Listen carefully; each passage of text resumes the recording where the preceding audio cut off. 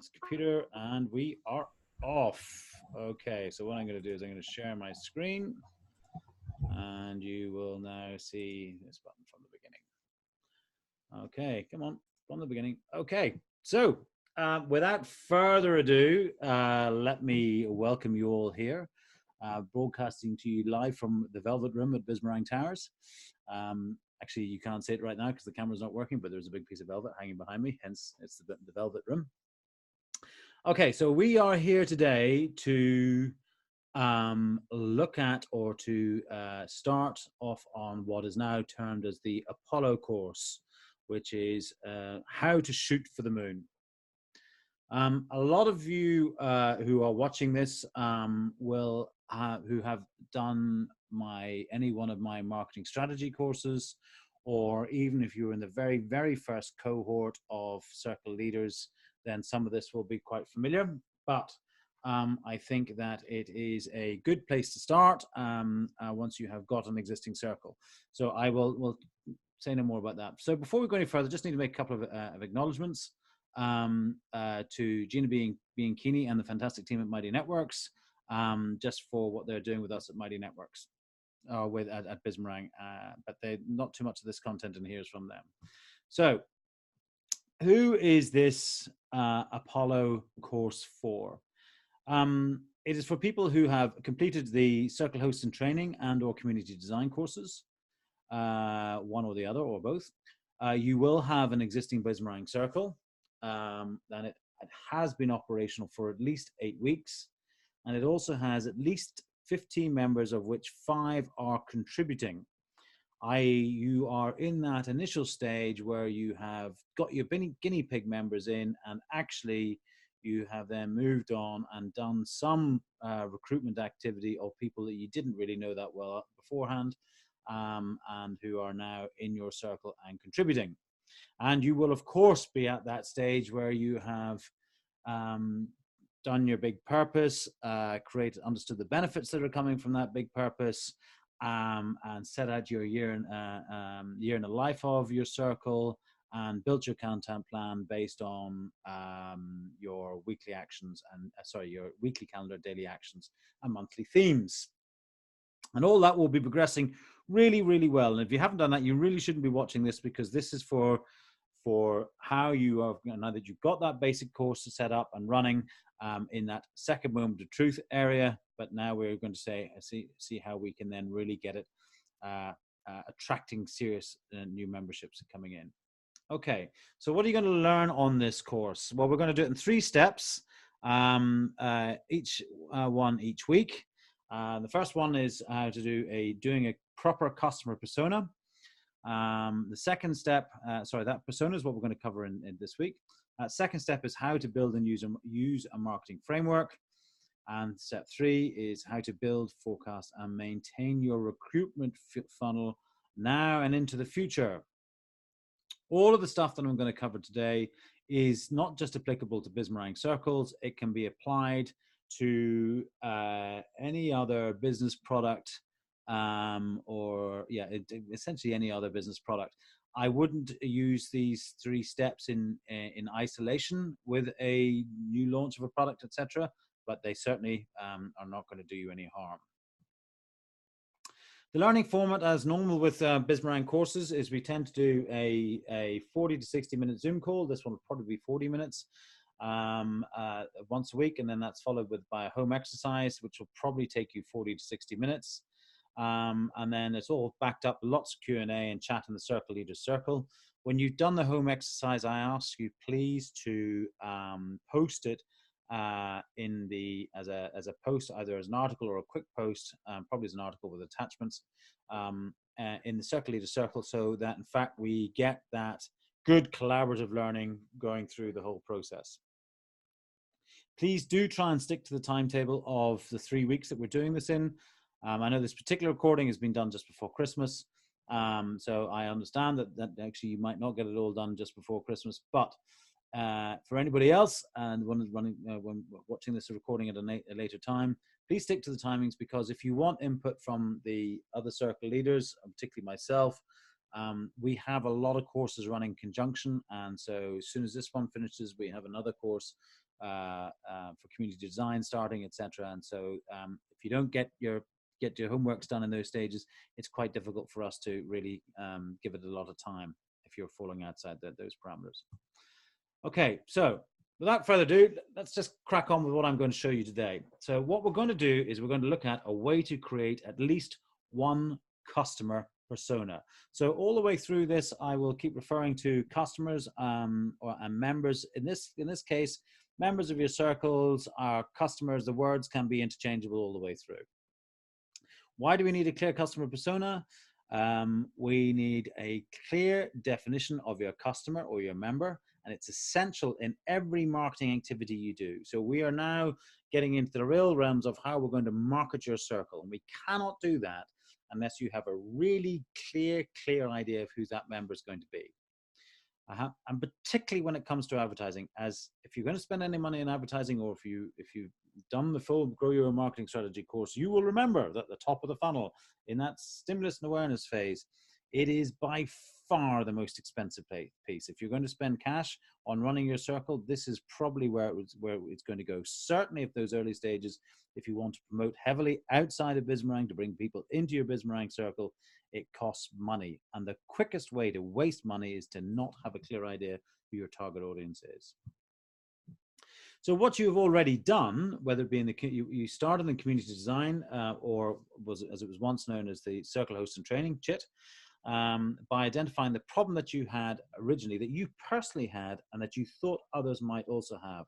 It was the reason that you thought you might want to start a circle or build a tribe in the first place. And at the end of the community design course, you did an ideal member exercise, which looks, you can see on the right-hand side, there's literally screen grabs from that course. And both of those exercises were simple attempts at defining your customer persona. So we did that first one, the customer persona was actually based on your own experience. And in the second one, we asked you to picture a real person in your life who thought that they might be a suitable member for your circle. Both of those were soft ways of creating a customer persona. But now you have run your circle for a while, you have a much better understanding of who is a strong contributor to your circle, and what becomes, we're getting now into how you have a much better idea of who your sweet spot member is likely to be. So what is a customer persona? Well, this is not a scientific definition. It is one that I've used for very many years now. The thing to remember is that it's a detailed description of a typical customer, not every customer. So when you write a customer persona or a member persona, the person that you're having in your head is not necessarily not every member is going to be exactly similar to this person. So your customer persona might be a woman named Janet who is 38 years old and lives in Melton Mowbray. Okay, that doesn't mean to say if people aren't called Janet and live in Melton Mowbray and are age 38 that they can't be a member of your circle. So what we're going to do is create an imaginary person who will get great value from membership of your circle. It will not be the same as every member, but a significant amount of potential members will be able to relate to them, which is essentially a niche or audience segments. Okay, and you will need more than one. So what I'm trying to say there is that the persona that you create and you go into a lot of detail on isn't the same as everybody who's a member of your circle, but nearly all the potential members of your circle will be able to relate to that person. So if you tell a story about that person, they will understand quite quickly what that person is. So if I say to you, yes, she is a lovely lady who wears green wellies and drives a Volvo Estate, you're probably going to begin to get an idea of the kind of person that I'm talking about. You're probably going to understand that she probably has some dogs, she probably likes outdoor walks and that sort of stuff. Okay, now your typical member who might not have a Volvo, wear green wellies and like walks, but they will begin to understand who that person is and begin to understand and relate to that person and potentially a problem that person has that you're trying to fix. The key points to creating a customer persona are threefold. The first one is you've got to have a structure, okay? And there are a few examples that we're going to come on to in a minute, and I suggest that you choose one, okay? The second thing is imagination. Let rip with your own imagination and have fun in your own head, okay? And enjoy the process, okay? That doesn't mean to say that the person that you write about or describe should be a comedian or a clown, but you should really enjoy getting into the detail of those persons. Do have fun with them. I mean, I did one recently where somebody produced a customer persona called Big Jim. And Big Jim was a bricklayer who had a bit of a drink problem, and actually, but the quote they gave him, he was managing it well. And the point was that they were just um, enjoying that whole thing. I've done other ones really. Some of my more useful ones have been Stockport Dave and stuff like that, okay? And the last thing there is detail. The more detail, the better. Again, the detail might not apply specifically to your potential target member, but the detail will add character and color and flair to the person that you're writing about and for. So the basic structure, the one that I adopt most often, and it's this is a copy of the swipe file that will be in the post-presentation report. So we start off, we're going to look at who is the person themselves and how do they interact with the business or the circle, and then the value to the business and the circle. So starting at the top then, who is this person? So we want their personal details. So that's not just their name, and aged 28 to 35 doesn't cut it. This person has a name, maybe even a middle name. They have a date, they not necessarily have a date of birth, but they are 28 years old, or they are 32, or they're 38. They live in a town. You need to name the town. Are they married? If so, what are the names of their spouse? With kids, name the kids and the dogs and the cats or whatever it may be. Their attitudes, and that's a general attitudes to life. So you'll find that in fact, as you start naming them, imagining this person in your head, they will have certain attitudes. So we've done personas before for people who are retirees who are British Airways users, but they're very different from Stockport Dave, who owns a carpet warehouse in Manchester. But as soon as you start getting, they'll have very, very different attitudes. So Dave's attitude is, if it blings, I'll buy it. Okay. And the BA guy's attitude actually is, no, I've worked hard for my pension now, and I'm going to, I spend wisely, and I take pride in how well I spend. The same with values and goals. The 32-year-old welly driving, Volvo driving welly wearer will have different values from a 32-year-old hipster living in Southwest London. And they'll have different goals. One may be absolute thruster in career thruster. Another one might actually be saying, I want to get a very good work-life balance and ensure that I can get good lattes. Two very different attitudes to life. The next thing is how do they interact with the business or with your circle? That's not necessarily, yes, they log on once a day and they do this and they do X, Y, etc. What's really driving their behavior? Why are they wanting to come to your circle? And this is where you can go back to what you did on in the original two exercises that you did, of both identifying the issues that you yourself had, but also when you began to write about that person in real life. What is driving this person to come and work with you in your circle and believe in the big purpose that you have set out for that circle? Their mindset. Are they generally happy? Are they generally morose? Are they positive thinking? If you ask them to do something, will they step up to the plate and do it? Are they likely to be a serious contributor in this circle of yours? Or are they going to be a bit of a lurker with the odd little comment now and then? Where is their mindset wanting to go? Do they feel that they have a need for self-improvement? Or do they feel that they have a need to help other people with self-improvement? And so on. And then obstacles to purchasing. Remember, we are now moving circles to that point where you are going to start asking for the money for them to pay to be in your very high value circle. You don't necessarily have to do that right now, but if you're going to be asked them to pay for their circle, which you will be at some point, what are those obstacles likely to be? What are the questions that they're going to put up? And it's not just always about money. There will be other reasons too. Then the value to your business. Are they likely to have a repeat purchase? Okay, yes, they are likely. We're going to have the circle members on a monthly recurring revenue. But for example, if you're selling a course and it might be a one-off course, then are they likely to come back and buy another course off you? What's the average cost of purchase? And are they likely to be an advocate? I.e., are they going to tell their friends? Are they going to say to their friends? Are they going to put their name to recommending this circle and the content that you are not just creating, but that you are stimulating?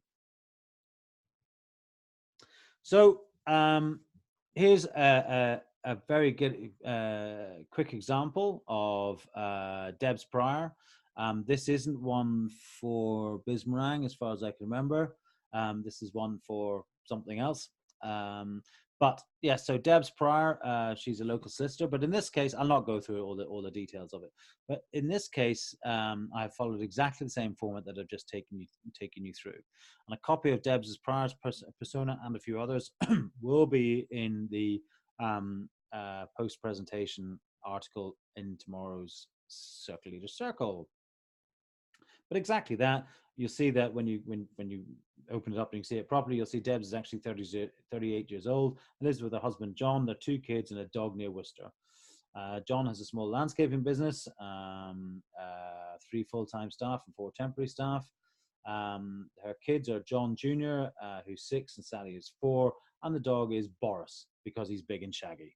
All right, so and you can see where you begin to get a bit of fun going through it. Okay. They're in the West Midlands. Their attitudes, generally friendly, positive, and outgoing. She's competitive in that she enjoys success for both for herself and her business, and so on. Okay, but do you want to be just creating this person in your head? Where did I get Deb's picture? I don't know. I don't think that's somebody famous, but it's certainly somebody from when I googled 38-year-old woman and went to Google Images, and suddenly that picture appeared. So I don't know if you know who she is, but to me, she's Deb's Prior, and she appears in quite a few of our marketing strategies. But we can also make it a bit more colorful and interactive. This is one that was originally done by the guys who do Squared Online for Google. And there they've got, but it's pretty much the same thing. It's the same sort of questions. The game starts off with who are they? Hardeep is 21 years old. He's single. He's no children. He's a student with a part-time job. His salary is 10K per annum. Lives in London, and his ethnicity, he's Asian. His attitudes, his values and goals. How does he interact with us? So his behavioral drivers, his mindset, his obstacles to purchasing, his value to the organization, whatever it may be. Okay. The same with Rebecca. There's another one, 60 years old, married, 2 middle-aged children, retired. And in this particular case, they haven't named her husband or her children, which I think is a slap on the wrist, but that's the way it is. And again, these examples will be in the CLC for you tomorrow. So with that, we have your weekly challenge. Don't call it homework anymore. It's a weekly challenge. And what I'd like you to do is create at least 1 customer persona or membership persona, preferably 3, but no more than 5. At least 1, preferably 3, but no more than 5. Try referring back to your original work in community design or circle hosting training. It's usually easiest to do it in Word, so that you don't get caught up with trying to make it all highly graphic, etc. You may want to do that. Might make it easier for you. I personally work in words and very simple pictures. But as I said, have fun with the detail and use the files in the follow-up post in CLC for reference. And then please, please, please, please, please, please, please share your work by creating a post in the Circle Leader Circle newsfeed. And that means then we all get some collaborative learning. And when people share, please, of course, comment in the usual way with positive comments, please, and questions and all that sort of stuff. So we all get a nice, good, lovely feeling and learning experience. Okay, so is there any questions from the floor, or are all very happy? Alison's, I can only see the top half of Alison's head, and she seems to, there you go, she's shaking it. Shane, you happy enough with all of that? Because I know you got a big one. Karen? Yep, sounds good. Just one question. Why does it work better when you name the wife and kids and the cats and dogs? Because you'll find further on down the line when you start writing content about, you might write a 500 or 600 word essay, and you'll find that in fact, actually, the other people influence that person's life. And so you might well end up having minor personas or smaller personas for each of the other people. Okay. And so by giving them a name, then in fact, actually, it means you're consistently over the next year, 2 years, or 3 years, you're always referring to the same people each time. So for me, that's why I think it's very important to name them. A lot of people don't. I mean, I really go to town on personas, but some people don't do it in as much detail as I do. But I find the more detail that you put in, the far better. And particularly when it comes to writing copy, as we'll get into in the next stage, writing copy for promoting your circle. Okay, does that answer it? Cool. All right. Any more for any more? No, good. Karen's just been very polite. No, listen, thank you very much all. I'm going to finish the recording on that note, and I shall see you all in Circle Leader Circle. Thank you.